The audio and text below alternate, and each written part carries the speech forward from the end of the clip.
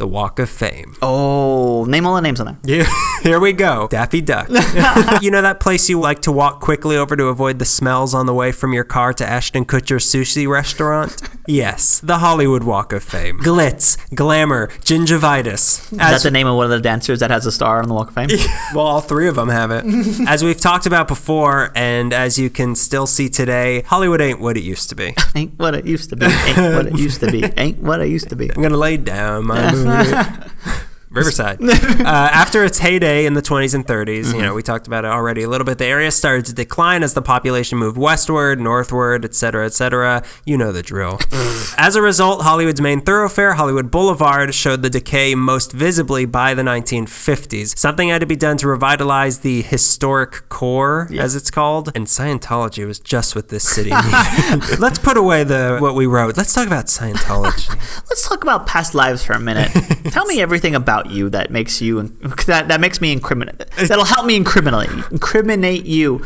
Wow, keep talking. Please keep talking. Dianetics. So the historic core, meaning Hollywood Boulevard, basically, and they wanted to bring back some of the glamour of the old days. And what's more glamorous than stars on the floor? Hollywood was, of course, already synonymous with show business, so they wanted to double down on that natural tourist draw and do something to emphasize the showbiz appeal of the street. In 1953, E.M. Stewart, the president of the Hollywood Chamber of Commerce, first proposed the idea to turn the street into a Walk of Fame, but what exactly that entailed was not clear yet. So they got a man named Oliver Weissmuller to come up with, he wanted swastikas everywhere. He wanted a pure land. It's Dr. Strangelove, this strange man.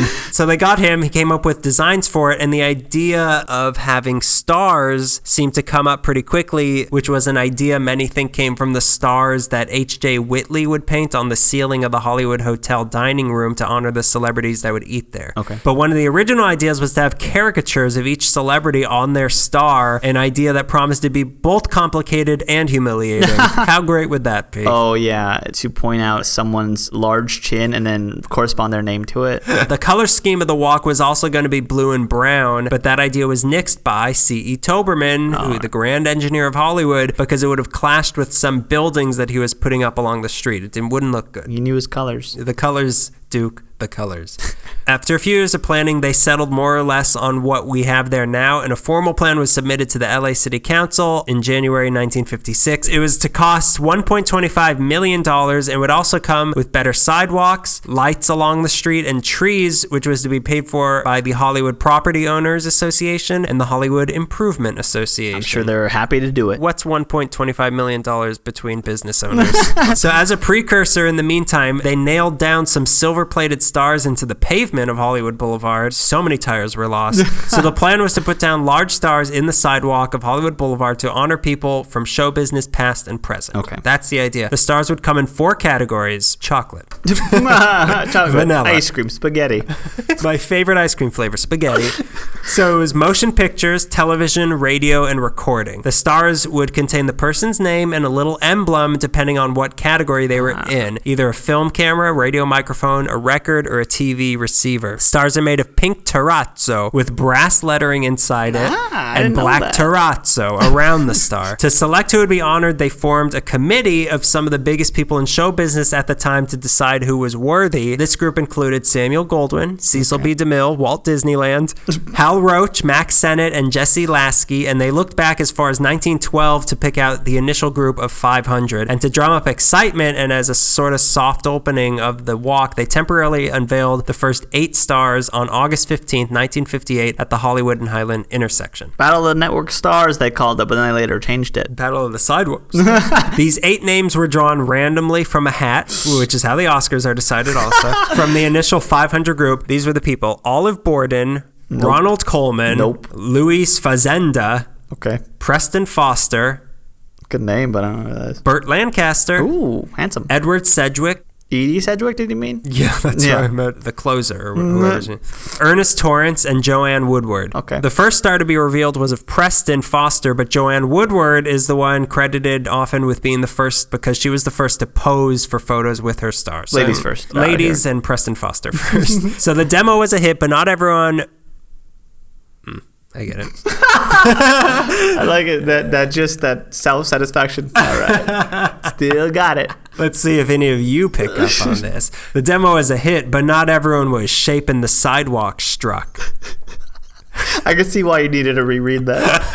I could see why I needed to rewrite that. So the construction of the walk had to be shut down shortly after this, the soft opening, because of a lawsuit filed by the local business owners who were upset about the new taxes that they had to pay for these stars. Then a second lawsuit came in filed by Charles Chaplin Jr., who demanded $400,000 for his dad being left out of the initial 500 group. You think you are Mary Pickford's daughter? A decision the committee had made because of Chaplin's violation of the Mann Act in the 40s, and even worse, his left-leaning politics. Oh my God, what are they going to do? Let him back in the country? Yeah, come on. He's got a cane. He's an old man. Both suits lost, but Chaplin was eventually given a star in 1972. I like that you could throw a tantrum and get a star. Eventually. Not right away. Those business owners never got their taxes back, though, so they're still. So construction moved forward, and the official groundbreaking happened February 8th, 1960, but it wasn't until November 23rd, 1960, that the Hollywood Walk of Fame was formally dedicated just in time for the Hollywood Christmas Parade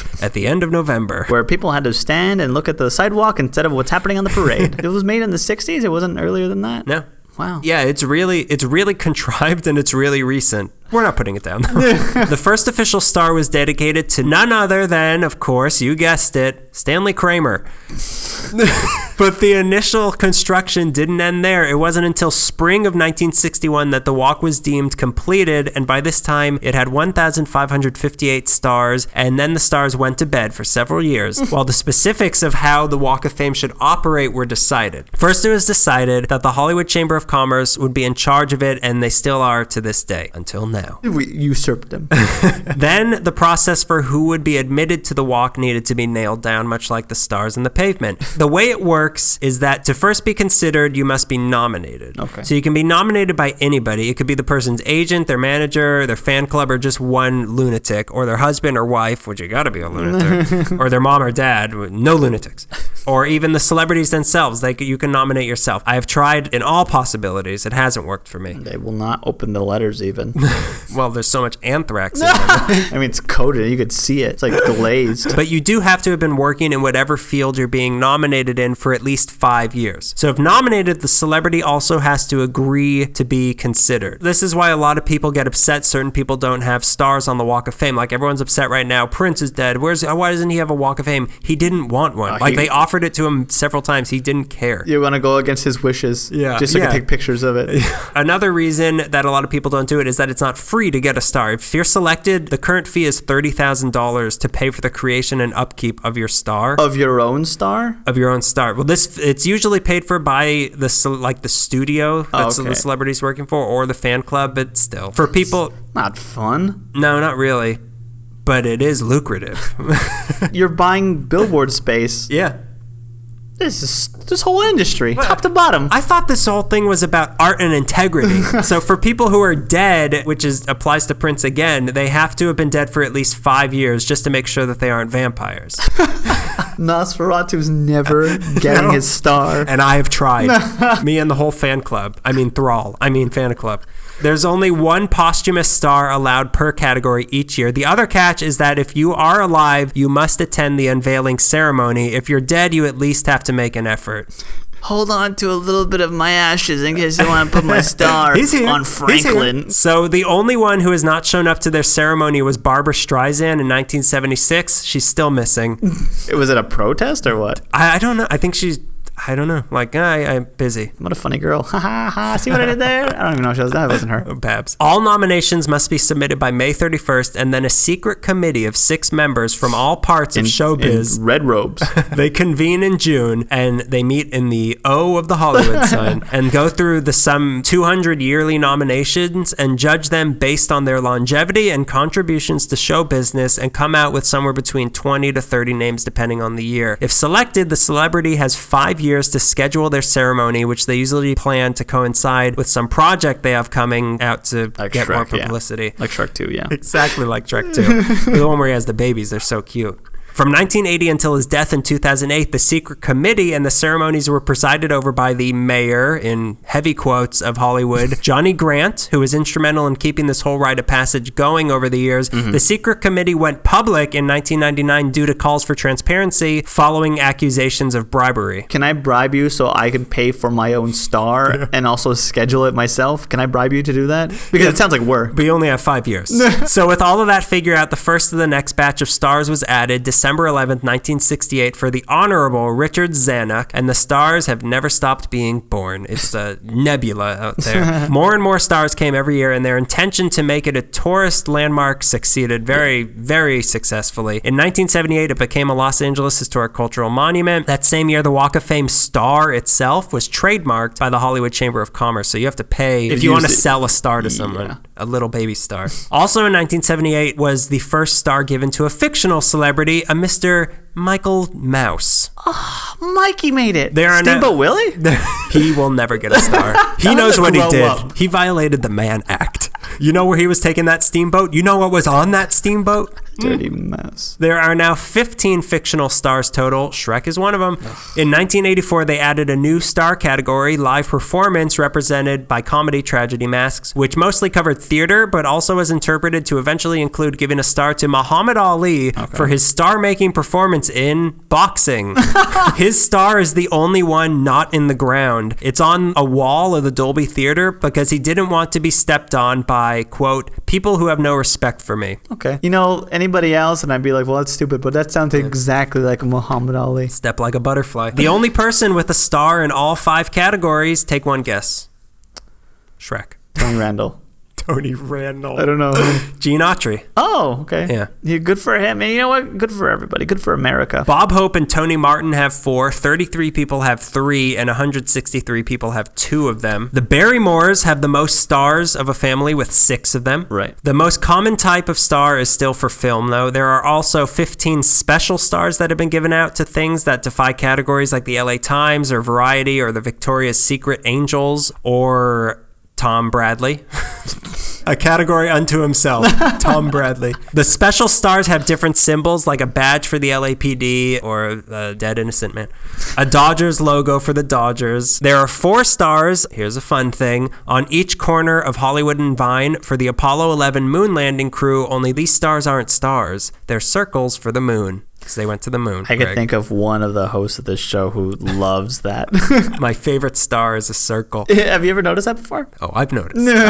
They also have a television emblem on them since the landing was televised. Yeah, they're TV stars now. The location of each person's star is usually selected to try to fit in with who that person is. Okay. As a result, the most coveted spots are the ones closest to the Chinese theater. In the 90s, they added a second row of stars in the most popular areas to make room for the constantly growing number of stars that were coming in. It builds a lot of foot traffic, let me tell you. There's a real pile up around Rodney Rita Dangerfield. Yeah. That's our idea of the 2 biggest celebrities. Yours is Rodney Dangerfield and mine is Rita Hayworth. It's 2016. They would have made a horrible couple, but you know, she went with Orson Welles. It's not that far off. No. Neither of them got much respect, so I hear. On February 1st, 1994, they extended the reach of the walk a block west from Sycamore to La Brea and commemorated this with a gazebo sculpture thing made by Dorothy Dandridge. Okay. But no, it's not made by Dorothy Dandridge. Just sitting there with a hammer. I will be a part of this. I said 3/16. It was made by Catherine Hardwick, called the Hollywood La Brea Gateway. Okay. It is 30 feet tall and has sculptures of Dorothy Dandridge, Anna Mae Wong, Mae West, and Dolores Del Rio supporting a gazebo on their heads. These 4 women were chosen for the adversity they had to face in Hollywood and for their efforts to fight for equal chances and their mutual love of gazebo head balancing. They were so good at it. Mae West had a big head, so I mean. Why don't you come up and see me sometime? There's a gazebo up there. This created the new official entrance to the walk, and because what would Hollywood be without congratulating itself, features a star for the Walk of Fame itself that has the emblem of one of the 5 categories on each of its points. But the problem with having stars on the ground that people walk on is that people walk on them. So they get worn out and they become tripping hazards. There's a lot of tripping hazards on Hollywood Boulevard, if you know what I mean. If you know where to look. You know where to look. You got to find the right drug dealer. Drugs. Area. If you want to get high, would you pass the doochie on the left or the right? That's the big question to know if you're a cop. The worst area is in front of the Red Line and the Chinese Theater. In 1999, they replaced 1,500 damaged stars, but again in 2008, 25% of the stars were deemed in need of replacing at the cost of $4.1 million, at which point the Friends of the Walk of Fame program was created to raise these funds, which are now being managed by the Hollywood Historic Trust. For the 50th anniversary in 2010, Bob Barker buried a time capsule at the original Hollywood and Highland spot to be dug up in 2060 with a note in it that says, "Have your pets spayed and neutered." Well, there won't be any pets at that time. 2060. I was so happy that you said time capsule after the words Bob Barker buried. Bob Barker buried in a time capsule. To answer your question, yes, sometimes there are spelling errors. A Swedish director named Moritz Stiller for 28 years was represented as Maurice Diller. And yes, 4 stars have been stolen over the years. Gregory Peck, Jimmy Stewart, Kirk Douglas, and Gene Autry. Weird ones to be stolen, but okay. Lucy? She's at it again. There are currently 2,597 occupied stars on the walk and another some 500 blank ones with our names on them. The whole thing stretches 15 blocks on Hollywood from Gower to La Brea and another 3 on Vine from Yucca to Sunset. The walk is visited by some 10 million people every year, and the unveiling ceremonies are free and open to the public. HollywoodChamber.net lists all the stars. LA Times has a virtual tour if you don't want to go down there. There's also a Walk of Fame app that helps you find all the stars and give you facts on the celebrity that you're looking at. Who was Dorothy Dandridge? You can also donate $25 on the Friends of the Walk of Fame website and get a Friends of the Walk of Fame pin, which is kind of cool. That's pretty cool. A little overpriced. 29 people are getting stars in 2016, such as Steve Carell, Okay. Bradley Cooper, Okay. Quentin Tarantino, All right. Michael Keaton, Okay. David Duchovny, All right. Rob Lowe, Okay. Tracy Morgan, All right. LL Cool J, Okay. Adam Levine, Cyndi Lauper, Yes. Itzhak Perlman, I don't know who that is. racist, Mama Cass Elliott, Okay. Yeah. and Kevin Hart. Okay. He works hard. He works hard, he plays. You can guess for yourselves which ones you'll see us at, and that is the Walk of Fame. Were you the one that told me that you used to think that people were buried there? I hope I didn't used to think that, because that would be very embarrassing to put on this podcast.